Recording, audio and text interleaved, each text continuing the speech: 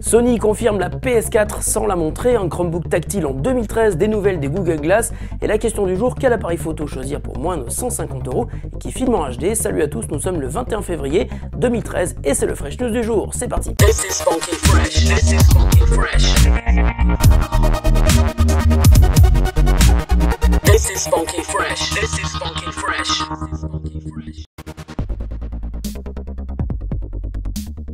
Hier soir, Sony nous a appris la patience et la frustration. La patience, il en a fallu car 2 heures ont été nécessaires pour nous parler en long, en large et en travers de sa nouvelle console, la PlayStation 4. Elle est donc confirmée, mais pendant ces 2 heures, n'a jamais été montrée. Apparemment, Sony n'est pas encore arrivé au stade final du design de la remplaçante de la PS3 et nous a seulement dévoilé une petite partie, son contrôleur DualShock 4, un pavé tactile, prise casque et bouton de partage et la nouvelle caméra 3D qui pourrait être similaire à Kinect, mais là aussi rien de concret n'a été présenté. En revanche, sous le capot de la PlayStation 4 se cache un vrai PC puissant avec un processeur 8 cœurs, carte graphique Radeon ainsi qu'un processeur secondaire dédié aux tâches d'arrière-plan comme le téléchargement. Au niveau de l'interface de la console, le menu crossbar disparaît et fait place à une interface assez similaire à celle de la Xbox 360. Sans nous la présenter, Sony nous a donc beaucoup parlé de la PS4. Elle propose de nouvelles fonctionnalités intéressantes, ainsi il sera possible de commencer à jouer à un jeu en train d'être téléchargé avant même que le téléchargement ne soit terminé. La PS4 sera d'ailleurs capable d'analyser vos téléchargements et de vous en suggérer de nouveaux basés sur des jeux similaires. Pendant le jeu, vous aurez la possibilité de mettre votre partie en pause et même en veille instantanée et de la reprendre sur votre PS Vita exactement comme sur la Wii U. La PS4 faisant office de serveur de streaming, la PS Vita étant connectée à votre PS4 en Wi-Fi. Il a aussi été beaucoup question de cloud hier soir. David Perry, le PDG de Gaikai racheté par Sony l'an dernier, est venu nous expliquer l'avantage du cloud sur la PS4. Tout d'abord, comme la rumeur l'annonçait depuis plusieurs mois, la PS4 ne sera pas rétrocompatible nativement avec les jeux PS3, mais il sera possible de jouer à des jeux PS1, PS2 et PS3 en streaming. Sony a insisté sur l'aspect social du jeu vidéo sur la PS4, ainsi il sera possible de partager ses parties en vidéo et en direct grâce au bouton de partage situé sur la nouvelle manette. Une manière originale de diffuser ses exploits en live et de se faire aider par ses amis en vidéo. Toujours pour partager son expérience de jeu avec ses amis, il sera possible d'utiliser une appli PlayStation sur un second écran qui pourra être un appareil iOS ou Android où l'on pourra suivre votre progression, par exemple sur le circuit d'un jeu de voiture. Fresh News n'est pas une émission de jeux vidéo, donc vous pourrez découvrir tous les jeux annoncés dans le clic, mais sachez tout de même que Sony nous laisse sur notre faim puisqu'à part une sortie évoquée pour cet automne, on ne connaît ni le visage ni le prix de la PS4. On devrait logiquement en savoir plus en juin à l'E3, affaire à suivre.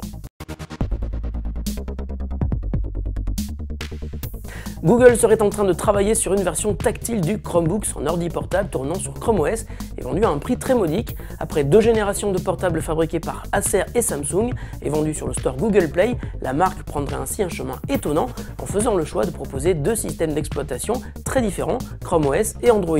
Pour Chrome OS, cela impliquerait d'ailleurs une refonte de l'interface, celle-ci n'ayant jamais été pensée pour une navigation au doigt, mais plutôt au clavier et à la souris.